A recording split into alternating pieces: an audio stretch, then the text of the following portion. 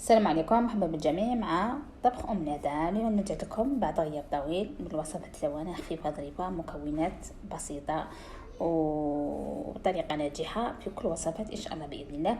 اليوم وصفتنا غادي نديرو بها الجينواز، نديرو بها الكيكه تاع النجاح. كيكه غادي ندير لكم الكيكه وغادي نوريكم كيفاش تفحصوها من الداخل والتزيين تاع الكيكه يبقى لكم اختياري، بغيتو ديروا لها لا بات سكري، بغيتو ديروا لها الكريمه كما حبيتو. نبدا طريقه تحضير المكونات. اول حاجه هنا في هذا الفيديو فيه نصائح باش تنجحوا في الجينواز تاعكم. عندنا هنايا 7 حبات بيض، وانا عندي 150 او 180 غرام تاع السكر، عندي 280 غرام فارينه، عندي قرصه ملح. هذا واش نسحقوا في الجينواز تاعنا. تبعوا لا فيديو التالي باش تنجحوا فيه ان شاء الله. اول حاجه او نصيحه غادي نقولها لكم هي هذوك الباسينات اللي ديروا فيهم البياض والصفار ما يكونش فيهم كثره تاع ما يكون، يعني ما يفهمش حتى للدا، يكونوا ناشفين. الا كانوا مشمخين نمسحهم بسربيته، يعني ما تخلوش مشمخين. هنا نفصلوا البياض على الصفار، هي طريقه معروفه هذه، مكاش اللي ما يعرفهاش. سوا هنا كاين طريقتين في الجينواز باش في البيض. انا سوا طلعوا البياض مع الصفار وديروا السكر حتى يطلع يدير هذيك الرغوه، سوا تفصلوا. انا ندير هذه الطريقه. هنايا جبت الصفار حطيته بجيه، والبياض راني نطلع فيه، نطلعوه شويه قبل ومن بعد نبداو نديروا السكر. 180 غرام السكر تاعنا بشويه بشويه بشويه حتى يطلع لنا المورانغ تاعنا، عفوا، حتى يطلع لنا يولي لنا يعني متماسك. تقلبوا البسينه ما يطيحلكمش في الارض، يعني او فوق البوطاجي تاعكم او فوق البلون دو طرافاي تاعكم. يعني طريقه سهله مبسطه، ممكن تشوفوا كيفاش نطلع فيه. راني بسرعه الفيديو باش ما يكونش طويل. فوالا هنا يبدا يطلع لي. واهم حاجه، اهم حاجه البيض ما يكونش بارد. لازم يكون عندكم بروغرام بديروا الجينواز تاعكم، البيض خرجوه على برا ليله من قبل، واذا كنتو حاطينه على خارج الثلاجه يعني ما كاش مشكل، يكون احسن. هنا ندير بعد ما طلعت المورانغ تاعي راني ندير في الصفار حبه بحبه، وانا تشوفوا حتى يدير لنا هذاك لاموس، هذاك الخليط يدير لنا واحد لاموس. ومن بعديها نديروا الفارينه تاعنا غير بشويه بشويه، نسيحوا نديروه بشويه، نسيحوا نديروه بشويه باش ما يهبطلناش هذاك لاموس تاعنا تاع البيض مع السكر. فوالا هنا سي بون. هنايا نروح غادي ندير الفارينه تاعي. انا غادي نسيح بشويه، سيحتها من قبل ديجا. هنا الاخوات باش مسيحه تسيح ودير حتى تكمل كاع الاخر تاعها. انا هنايا الفارينه واش راني دايره معاها، درت معاها 2 مغارف تاع مايزينا، وعبرت يعني 2 مغارف مايزينا هذوك راهم داخلين مع هذوك 280 غرام تاع الفارينه. تسمعوا هنايا راني نشرح لكم باش تفهموا مليح وباش يجيكم الجينواز تاعكم خفيف ويجيكم بونش. هذيك 180 غرام او 280 غرام تاع الفارينه داخله فيها 2 مغارف مايزينا او النشا. فوالا هذا هما المكونات تاع الجينواز تاعنا. وهنا راح نخلط بالفوري بشويه بشويه، نطلع من فوق ونهبط من تحت، نطلع من فوق ونهبط تحت. هذيك نتاكدوا بلي هذيك الفارينه راهي مشات لنا كامل في هذاك الخليط. فوالا بهذه الطريقه راهي واضحه، يعني ما تحتاجش نقولوا الشرح يعني بزاف. على هذا بشويه بشويه، ولا سباتول يعني ما عندهمش اخوات اللي ما عندهاش الفوري بالسباتول، والفوقانيه تجيبها تحت والفوقانيه والتحتانيه طلعها الفوق باش هذيك الفارينه كامل تدخل لنا في هذاك الخليط بلا ما تهبط لاموس تاع الفارينه ولا عفوا تاع البيض مع السكر. على بهذه الطريقه. وهنا نكونوا شعلنا الفوق 5 دقائق قبل، ونكونوا موجدين ثاني المول تاعنا بطبيعه الحال من قبل. دهنوا المول تاعكم، ديروا له بابي كويسون، ولا ما عندهاش بابي كويسون دير دهن بالفارينه بالزبده ودير الفارينه. هنايا هذا المول يكون توجور يكون واجد من قبل. فوالا هذا هو الخليط تاعنا. هنايا عندي هذا المول تاعي يرفد 25 سنتيمتر. هنا اخوات اللي بغات الكيكه تاعها تجي عاليه بزاف تقدر دير غير 20، اللي عندها المول تاعها 20 غادي تجيها اكثر، يعني طالعه اكثر. تقدر دير بها حتى 7 طبقات، او عفوا تقدر دير بها حتى 5 طبقات. وانا هذه غادي ندير بها 3 طبقات باسكو ما نبغيش مشارجيه بزاف من الداخل. هذه العبار هذا تقدروا ديروا به 4 طبقات حتى 5 طبقات. فوالا هنايا ندير شويه تاع خليط منهم باش يبقى لي بابي كويسون منها ونفرغها ونخبطها بالكوردون. نخبطها شويه بالكوردون باش نخرجوا هذوك الفقاعات او الهواء ونديروها طيب.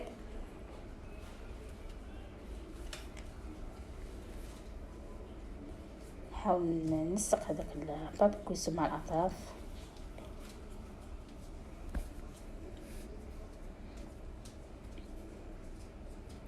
باش نعطو العلو لهذاك الكيكه باش تطلع لنا تجمعني الفوق. ونشعل الفوق كما قلت لكم. نفرغ هذاك الخليط بطريقه سهله مبسطه، ما كاش ما تنجحش معها. بهذه الطريقه تتبعت النصائح والمقادير مضبوطه. ما تزيدوا الفارينه، ما تقلوا يعني 7 حبات بيض. اخوات اللي كان عندها 7 حبه هذا الموليه فتحت لها 7 ولا 8 تاع بيض، يعني تقدروا ديروا 7 تقدروا ديروا 8.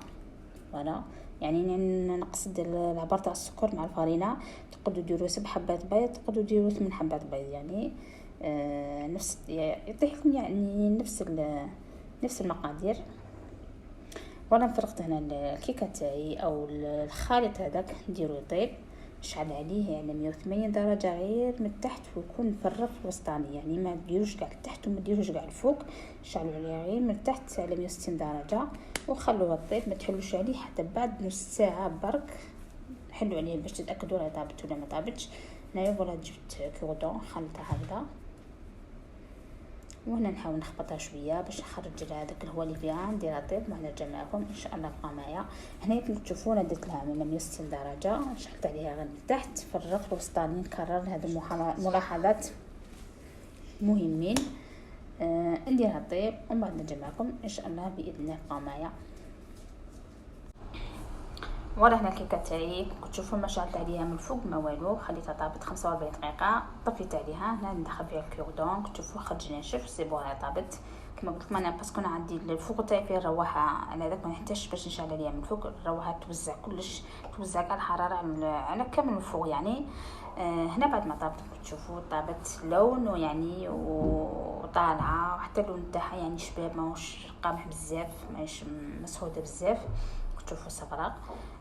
هنايا واش غادي ندير لها، غادي نقلع على هذاك بابي كويسون ونخليها تبرد تماما ونقطعها ومن بعد نوريكم كيفاش غادي نمونتيها. كما قلت لكم انا غادي نمونتيها لكم غير من الداخل وبرا من برا، يعني يبقى لكم الاختيار كما بغيتو تمونتوها يعني الشكل اللي بغيتوه. ولا هنا غادي نخليها تبرد شويه وراه نقطعها بعد نرجع معكم ان شاء الله. وراكم تشوفوا العلو تاعها بلا خماره بلا والو، تجي ناجحه وتجي خفيفه تجي روعه. وهذا العبار هذا تاع الكيكه هذه تقدروا تقطعوها حتى على 5. انا غادي نديرها على 3 وانتم تقدروا بغيتو ديروها بزاف لي ترونش تقدروا تقطعوهم حتى على 5. كتشوفوا راهي عاليه السمك تاع لي ترونش هذوك، يعني تقدروا ديروها حتى على 5 طبقات. فوالا كتشوفوا كيف جات خفيفه مفطبه مخرقه. حتى اللون تاعها جا ما شاء الله. وغادي ان شاء الله نوريكم كيف توجدوا السيرو تاعها باش تشوفوا السمك. هنايا هذا تقدروا ديروا على زوج، الاخر ثاني على زوج وهذا على زوج، يعني تقدروا ديروا حتى 6 طبقات. تعرف كيفاش تقطعها، تقدر دير حتى على 6 طبقات. فوالا هنا غادي نخليها تبرد ونروح نوجدوا الحشوه اللي غادي نديرها. اخوات هنايا بغات الحشوه تاع الفخوي، بزاف اللي يبغوا يديروها بالحشوه تاع الفخوي، مثال تاع الفخوي او تاع الفاكهه، يعني لازم تتكب في نهارها، يعني باسكو الفاكهه تطلق الماء وتخسر سورتو في الصيف. من الاحسن تديروها الحشوه بالمكسرات وبالشوكولا بالتوفيه يعني احسن من تاع سورتو اللي غادي تخليها حتى الغدوه ولا من غد.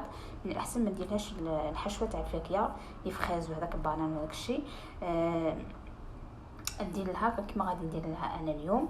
واللي بغات ديرها بلي فخوي سونسي تتكب في نهارها، يعني باسكو الفخوي تخصو في الصيف. هنايا نروح نوجدوا الشربات هو السر اللي غادي نشمخوا به الكيكه تاعنا. درت هنايا 2 كيسان تاع ماء وكاس سكر، يعني الكاس تعبروا به السكر عبروا به الماء. هذا الكاس يفيد 200، انا عندي 200 غرام. فوالا درت 2 كيسان نخليه يغلي 5 دقائق طفي عليه باش ما يتبخليش الماء وينقص. هنا نروحوا لابوطغ شونتيي نوجدوها او الكريم شونتيي نوجدوها. درت 2 كيسان ماء باردين، لازم باردين. هذو النصائح كما قلت لكم مهمين، لازم يكونوا باردين مليح هذاك الماء، سواء الماء سواء الحليب. تقدروا ديروها بالماء تقدروا ديروها بالحليب، تقدروا ديروا كاس ماء وكاس حليب وديروا 2 كيسان تاع لابوطغ شونتيي وطلعوها عادي. ولا غادي نطلعها انايا مليح باسكو هنايا توجور نخلطها انا هكذا بعد باسكو طرش تغبر لي كلش. هكذا طرش تشوفوا غادي نغطيها بسبيته باش ما طرشليش الحاله. حتى تقبض روحها مليحه. شويه نخلطوها شويه ونقعد هذيك الصابيات ونكمل فيها نطلعها حتى تتماسك كما المورينغ يعني نفس الطريقه. ولا هنا غادي نغطيها ونطلعها وبعد نرجع معكم. هنا الاخوات اللي بغات دير الشوكولا تقدر دير فيها مغرف تاع كاكاو وتطلع عادي. ولا هنا كما تشوفوا غطيتها هكا يكون احسن بترشيش الحاله، وفي نفس الوقت راني نخدم فيها نطلع فيها. وهنا كما قلت لكم انا غادي ندير مكسرات، سواء ديروا قرقاع سواء لوز ايفي سواء كاوكاو مقلي ومدشش، يعني يكون مدشش ما يكونش رقيق بزاف، يعني كما حبيتوا ديروا لها الحشوه. هذه الحشوه يعني هذو المكسرات يمشوا مع حاجه تاع شوكولا وحاجه تاع توفيا ولا كراميل ولا صوص كراميل ولا تمشي معها المكسرات بزاف يعني. وفاكهه يعني من الاحسن نديروا الكونفيتور تاع الفريز ولا تاع الفرامبواز ولا لي فخوي اللي بغيتو، فريز ولا تاع التوت ولا تاع بانان كما حبيتو. هنا بعد ما طلعتهم تشوفون هذوك الاطراف او اللي في الكوتي نحاول نديرهم في الوسط، نعاود نزيد نطلعها شويه ونخليها تبرد وما نرجع معكم تلاقاو معايا. وانا هنا تشوفوني قلبتها بعد نرجع معكم بقاو معايا. هنا الحشوه كما لكم ولا هنا عندي شوكولاته ختيني او نوتيلا، اللي عندها النوتيلا دي نوتيلا، عندي هنا توفيا وغادي نحطهم هنا باكوتي نمجددهم توجور يكونوا صوالح واحد واجدين باش تجيكم خدمه سهله. عندي لوز ايفيلي محمص، راني حاطه الجينواس تاعي اكوتي، والسيرو راه بارد ما لازمش يكون السيرو حامي ولا دافي باش ما يطلع يخسر لكمش الكريمه، يعني الذوب لكم بيان سور تاع ديال الذوب لازم يكون بارد. وانا متقلقوش فيها كي تخدموا كاع دوك الصوالح توجدوهم حطوا صوالحكم وبداو تمونطوا في الكيكه تاعكم عادي. انا جبت هذا الاطار هذاك اللي يزيد وينقص، الاخوات اللي بغات تشري من هذا احسن من هذاك، ماشي هذاك اللي يجي فيه غير واحد ودائري وخلاص. من هذا تسحقي في كلش، تكون الكيكه كبيره كيكه صغيره كيكه متوسطه، يعني تسيسي فيه وتضيقي فيه وتصغري فيه كما حبيتي، هذا يكون احسن. هنايا السيرو تاعي راه بارد، شوفوا غادي نبدا نشمخ الكيكه تاعي. التشميخه يعني كل واحد كيفاش يبغيها، كاين يبغيها مشمخه بزاف، كاين يبغيها شويه، كاين يبغيها ناشفه، يعني كل واحد الناس اذواق، يعني توجور الناس اذواق كل واحد كيفاش يبغيها. انا غادي نديرها يعني نص نص، ما مشمخه بزاف ما ناشفه. فوالا كلش وحده برك وندير الكريمه ونبدا نمونتي فيها. ندير هذيك النوتيلا، هذيك توفيا، المكسرات، يعني اللي كاين صوص كراميل نعطكم، يعني اللي كاين هنا بقاو معايا شوفوا كيفاش غادي نحشيها وبقاو تبعوا في الفيديو حتى التالي باش تنجحوا في هذه الطريقه او في هذه الجينواز هذه او كيكه هذه. وهنا كما قلت لكم ملاحظات توجور الجينواز تنجحها ملاحظات، ما تحلوش عليها الفوق، ما تشعلوش عليها من الفوق، ما تحلوش عليها الفوق وهي مازال ما طلعتش. الباسينات يكونوا ناشفين ما فيهمش الماء، البيض لازم يكون دافي ما يكونش بارد، ما تفوتوش على بار تاع الفارينه تاع السكر. يعني هادو الملاحظات كامل باش تنجحوا فيهم، ماشي طريقه التخلاط هذه كلها راهي سهله. هنا غادي ندير النوتيلا كتشوفوا بهذه الطريقه عشوائيه، يعني ماشي شرط تكون كلشي كيف فوالا بهذه الطريقه، باسكو انا كانت في الجيدان سي بورتاني باش تخرجي من لابوش. فوالا هنا درت توفيا وندير المكسرات يعني اللي كاينه كما قلت لكم، سواء لوز ايفيلي سواء كاوكاو سواء قرقاع اللي حاضر. ندير الطبقه الثانيه وندير الطبقه الثالثه حتى نكمل كامل. فوالا وهنا هذه الطبقه التاليه تشوفوا درت نفس يعني الطريقه الاولى، الطريقه الثانيه، الطريقه الثالثه يعني. والاخوات تاني اللي بغات دير في الاول دير شوكولا، وفي الطبقه الثانيه دير توفيا ولا صوص كراميل، ولا في الطبقه الثالثه دير حاجه اخرى، يعني يبقى اختيار ايسونسيال. هذه الاخرى ما ديروش فيها الفاكهه تاع الفاكهه توجور تتكل في نهارها، يعني ما تطولش سورتو الا كان سخانه. وباسكو الفاكهه كما قلت لكم نعاودوا تلقى الماء وتخسر، يعني ماشي كيما المكسرات تديكم حتى 3 ايام 4 ايام في الجدار، يعني ما تخافوش منها تكون بالمكسرات وبالشوكولاتو. هنايا غادي نخليها اكوتي، من بعدها نقلبها وتشوفوها كيفاش جاتنا. وكما قلت لكم هنايا التزيين يبقى لكم اختياري. كلي يبغوها بعجينة السكر يغلفوها بعجينة السكر ويديروها الكاناش هذاك شوكولا وعجينة السكر. الايام الجايه او الفيديوهات الجايه ان شاء الله غادي نوريكم كيفاش نخدموها بعجينه السكر. وعلى هذا راك تشوفوا هنايا واجده، كي بغيتو تزينوها يعني يبقى لكم الاختيار. ولا الى هنا ينتهي الفيديو تاعي. الى اللقاء، نتلاقاو في فيديو جديد ان شاء الله باذن الله. ان شاء الله تكونوا استفاديتوا من هذا الفيديو وتنجحوا من لاجينواز. والاخوات اللي جربتها ونجحت معها تخلي لكم كومونتير شباب، وتنساو تشتركوا بالقناه وتحطوا لنا لايك وتدعمونا وتبارطاجوا لا فيديو وان شاء الله تنجحوا فيها وتفرحوا بها ان شاء الله.